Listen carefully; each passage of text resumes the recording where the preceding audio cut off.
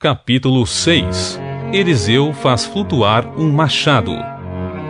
Em outra ocasião, os discípulos dos profetas sugeriram a Eliseu: Como vês, o lugar em que moramos, perto de ti, tornou-se pequeno demais para nós. Vamos até o Jordão e ali cada um de nós cortará um tronco, a fim de podermos construir ali mesmo um local para reuniões. E Eliseu aqueceu, dizendo: Ide. Então um deles o convidou: Queiras vir com teus servos? E ele respondeu: Irei. Assim foi com eles. Chegando ao Jordão, puseram-se a derrubar árvores. Entretanto, quando um deles estava cortando um tronco, o ferro do machado caiu nas águas do rio, e ele imediatamente gritou: Ah, meu senhor, este machado fora tomado de empréstimo. Ao que o homem de Deus indagou: Onde caiu o machado? E imediatamente outro servo lhe apontou o lugar. Então Eliseu cortou um galho e o jogou na direção indicada, fazendo o ferro do machado subir à tona e flutuar sobre as águas. Então disse ao servo: Pega-o. E ele estendeu o braço e tomou o machado nas mãos. Eliseu cega os arameus.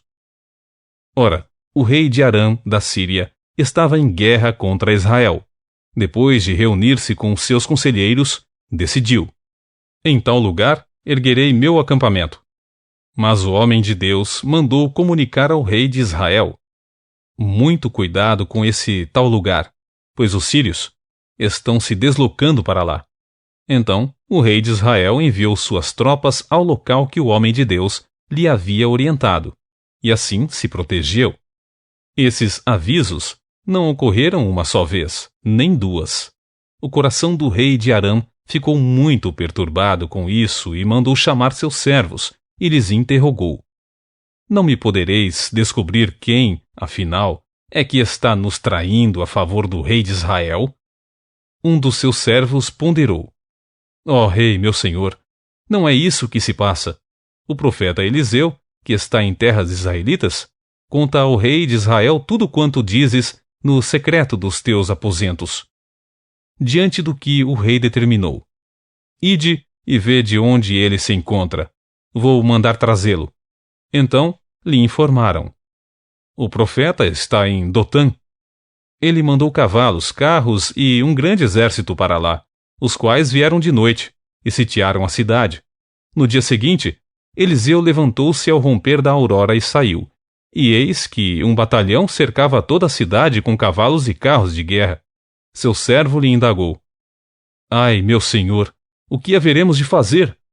E o profeta acalmou, dizendo: Não tenhas medo, porquanto são mais numerosos os que estão conosco que os que estão com eles. Em seguida, Eliseu orou suplicando: Ó Javé, abre os olhos dele, a fim de que consiga ver. E o Senhor fez com que o moço pudesse enxergar a montanha coberta de cavalos e carros de fogo em torno de Eliseu. E quando os sírios desciam contra ele, Eliseu orou assim a Javé: Rogo-te que firas estes homens de cegueira. E naquele momento o Senhor fez com que todos os soldados arameus ficassem completamente cegos, conforme o pedido de Eliseu. Então Eliseu lhes deu uma palavra de orientação: Não é este o caminho, nem é esta a cidade que procurais. Segui-me, que vos conduzirei ao homem que buscais. Mas ele os conduziu a Samaria. Ao entrarem em Samaria, Eliseu orou: Javé, abre os olhos dessa gente para que vejam. E o Senhor abriu-lhes os olhos, e eles observaram que estavam dentro da cidade de Samaria. Assim que o rei de Israel os viu, consultou a Eliseu: Devo matá-los, meu Aba? Devo liquidá-los, meu mestre? Ao que lhe respondeu o profeta: Não. Porventura costumas tirar a vida daqueles que tua espada e o teu arco fizeram prisioneiros? Dá-lhes o pão e água, para que se alimentem, saciem-se e depois voltem para o seu senhor. O rei mandou que lhes fosse servido um grande banquete. Depois de terem comido e bebido até se fartarem, despediu-os e eles retornaram para o seu senhor. E por causa disso, as tropas da Síria desistiram por algum tempo de tentar invadir o território de Israel. O rei da Síria cerca Samaria. Depois disso, Ben-Hadad, rei de Aram, Síria, convocou todo o seu exército para atacar e sitiar Shomron, Samaria. Houve grande fome em Samaria, porque o cerco foi mantido até que grande fome se espalhou por toda a cidade, a ponto de uma cabeça de jumento custar o equivalente a 80 peças de prata, e uma caneca de esterco de pomba, 5 peças de prata. Quando o rei de Israel ia passando pela muralha, uma mulher lhe gritou: "Socorre-me, senhor meu rei." Diante do que respondeu ele: "Se o Senhor não te socorrer, quem sou eu para te ajudar? Acaso há trigo na eira, ou vinho no tanque de prensar uvas?" Mesmo assim, o rei lhe indagou: "Que te aconteceu?" E ela explicou: "Esta mulher me disse: entrega teu filho, para que o comamos hoje, que amanhã comeremos o meu filho. Então, cozinhamos o meu filho e o comemos.